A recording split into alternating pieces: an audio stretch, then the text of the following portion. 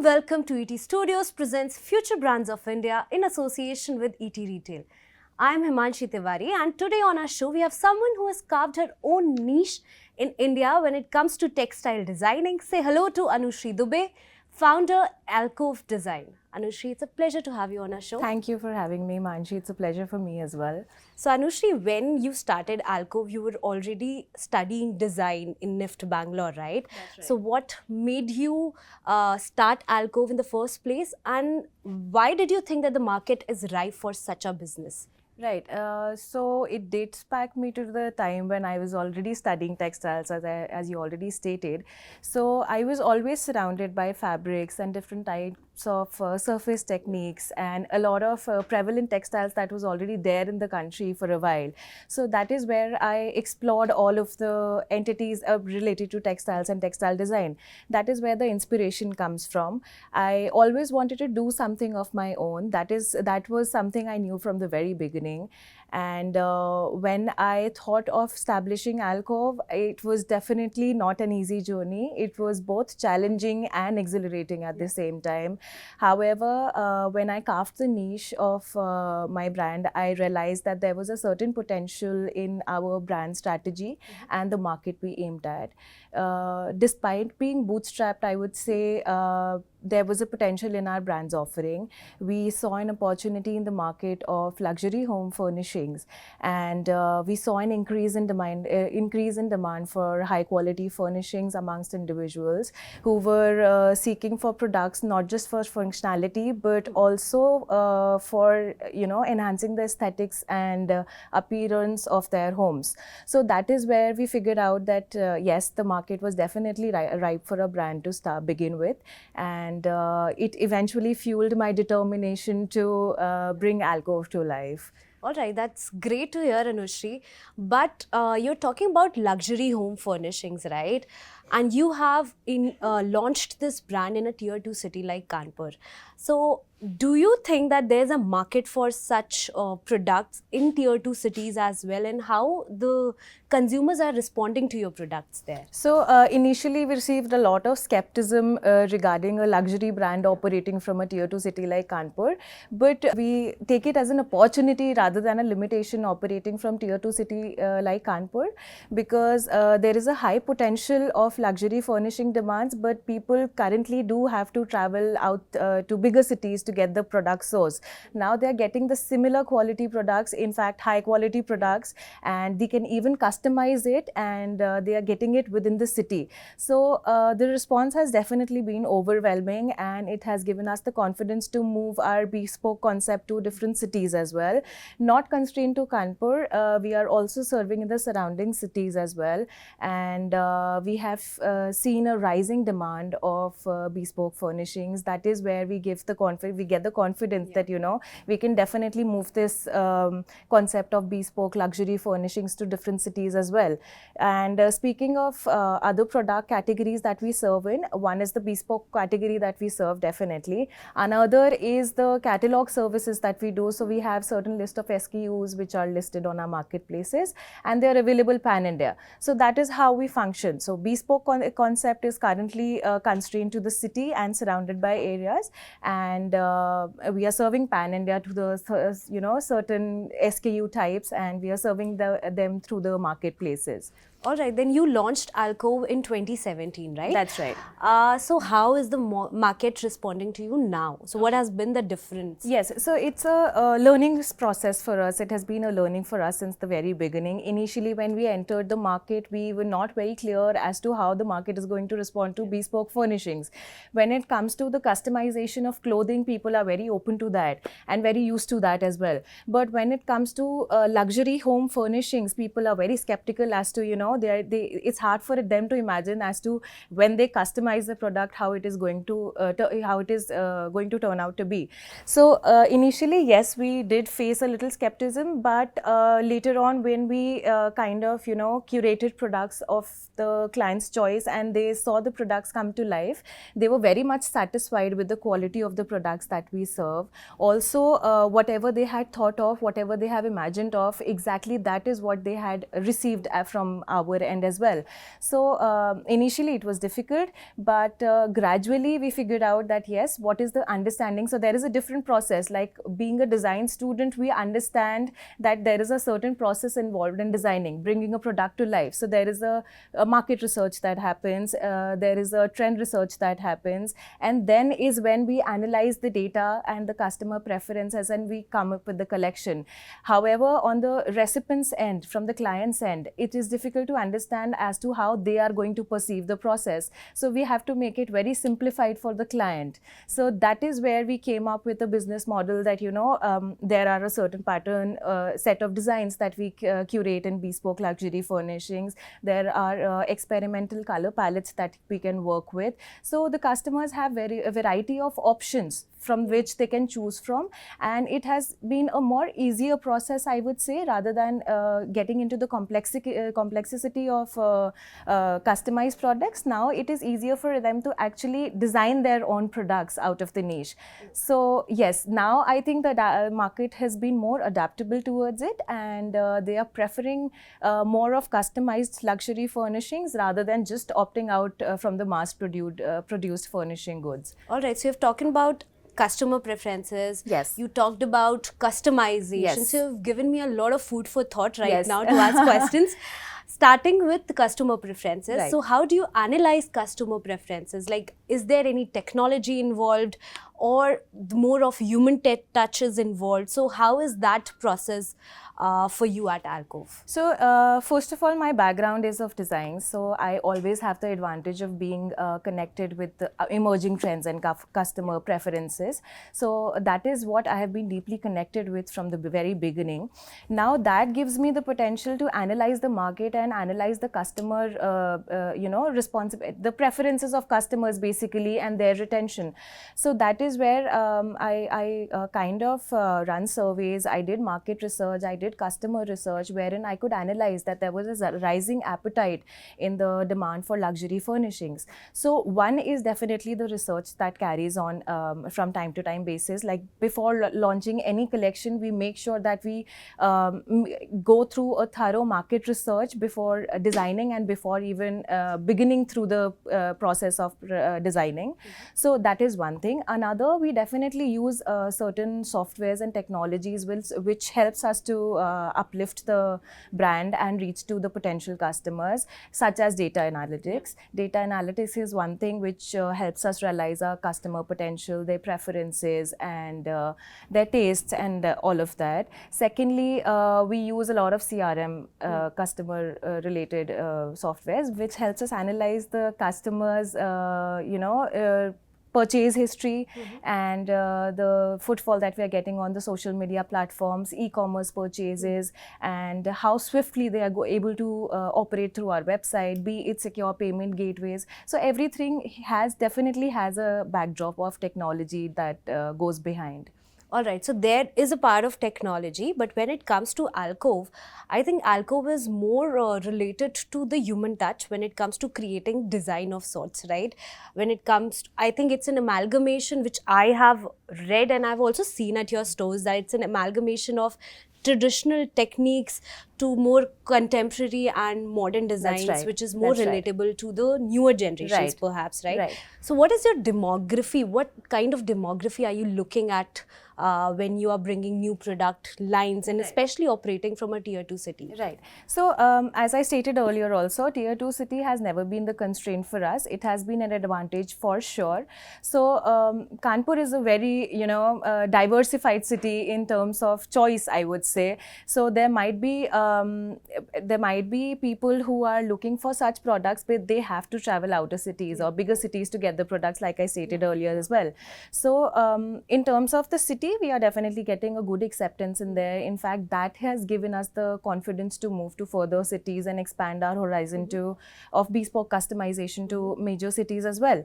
However, if you speak of the human touch, it is definitely the core of our ethos at Alcove. We completely rely on crafted material by our artisans. That is our core. However, technology does to a certain extent plays an important role in web designing as well, in designing part as well. So we use computer-aided design softwares, which is usually used to set design repeat patterns, and it is mostly used for mass production. So since there is a certain segment of our business model which functions on unique luxury furnishings, there is another segment as well which focuses on mass-produced furnishings. But that is something we cater to quality. So when a client comes to us and they ask for a customized product and probably they want it in a more price-friendly manner, we probably take it to mass production. So that is how we parallelly combine the mass production and the human touch. Human touch. However, the human touch remains the core for our business at Alcove. Yeah, and also talking about bespoke designs, Anushri, there are a lot of legacy brands who are into luxury furnishings, right? So what is your USP? What is your differentiator when it comes to this business? Indeed, Hemanshi, you're absolutely right when you speak of the legacy players already present in the luxury home furnishing market. But what sets Alcove apart is the unwavering commitment of our towards craftsmanship, authentic textiles, and the revival of textile craft. So whenever we design a collection, we come up with a design collection twice a year, like any other brand.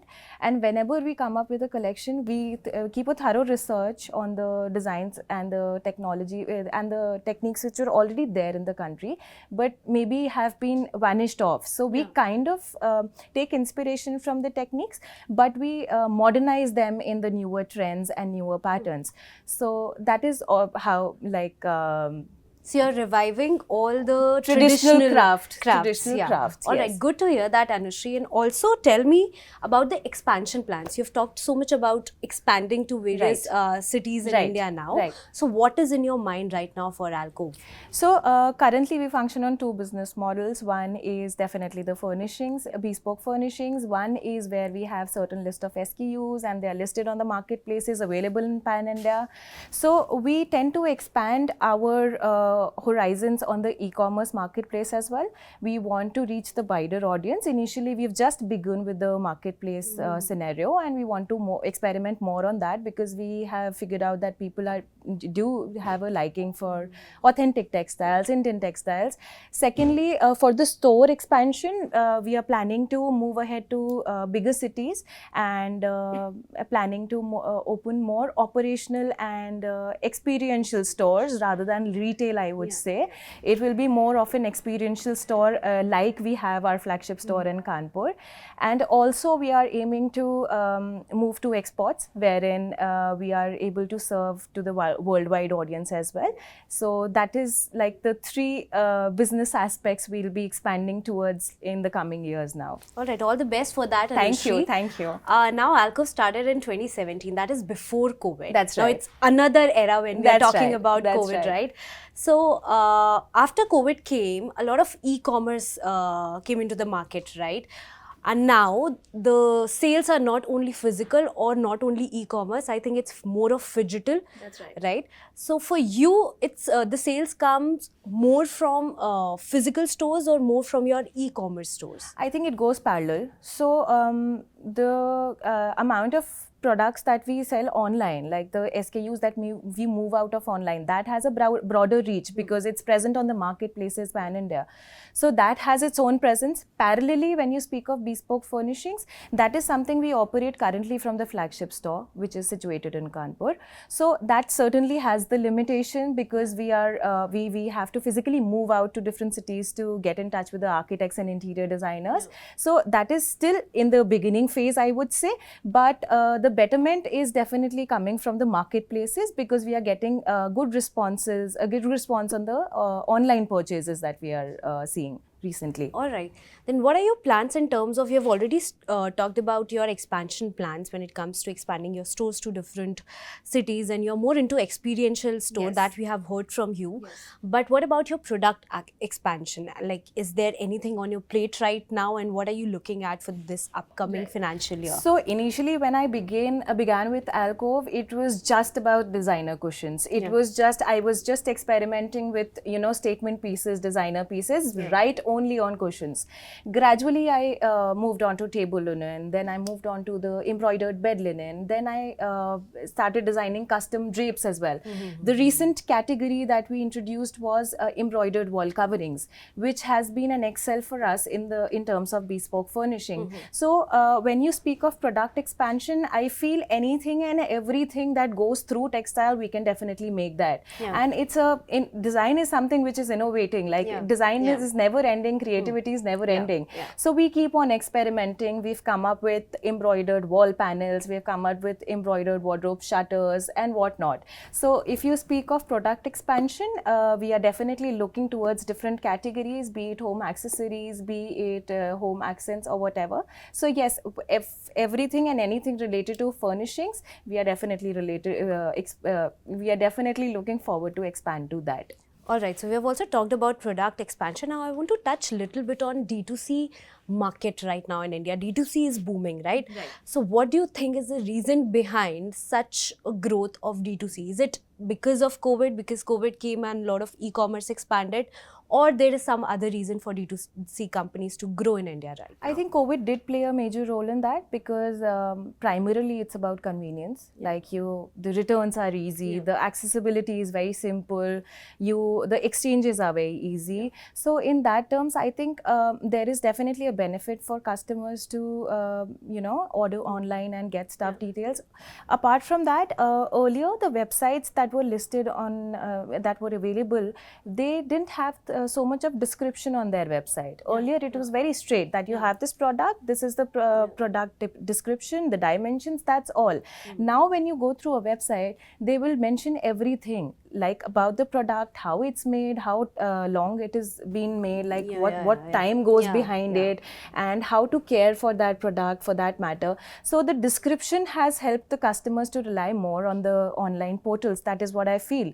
So I think transparency and relatability goes parallel, and that is what has got the clientele more to the e-commerce platform rather than going to retail stores. So yes, I think more transparency and reliability is one thing that customers do seek for in brands on online portals. Yeah, and also for D2C, I think now the companies are able to reach their customers directly with D2C, right? The technology is more of theirs. There's no middleman involved when it comes to technology. So you know your customer preferences directly. You know what they want. You know how the market is responding to your product. Absolutely. All right, so that's it on D2C. But I would also like to know your advice to all the entrepreneurs who are right now wanting to, expand into this market or wanting to launch their own products, or many students like you who want to kind of launch their own company and have that kind of dream. So what advice do you want to give to them? So every entrepreneurship journey is different. Mine will be different from any other. So, but there are certain basic things that one should keep in mind, and which I felt like I also had a conversation with a couple of seniors of mine who also have been my mentors throughout. So what I felt was there was a certain set of common, grounds which I feel every entrepreneur should follow. One is definitely your passion. If you are not passionate about your work, you are not landing anywhere. You have to have your passion in what you're doing. If you are passionate enough about what you do, I am pretty sure you can get to any heights, reach any heights on that. Secondly is authenticity. If you just copy out things, it is not going to last long. If you are authentic in your production, if you're authentic in your brand, people will relate to you and people will retain to your brand. That is another thing. Thirdly, continuity and consistency. That is one thing. Entrepreneurship journey is a uphill ride. You will go up, you will fall down, but you have to stay consistent. Once you keep on doing that, I'm pretty sure you can reach to that level. And resilience is another thing, I would say. Resilience is another thing. It keeps the entrepreneur grounded and keep motivated that, there is somewhere that we are going to reach. All right. So that is my basic advice to the budding entrepreneurs. Every product has to have a story and that story should be authentic, is what Anushri is saying. Definitely. You should be resilient, right? Right. On that note, Anushri, it was a pleasure to have you on our show today. And to our viewers, keep watching ETStudios presents Future Brands of India in association with ETRetail. Until next time, many thanks for watching.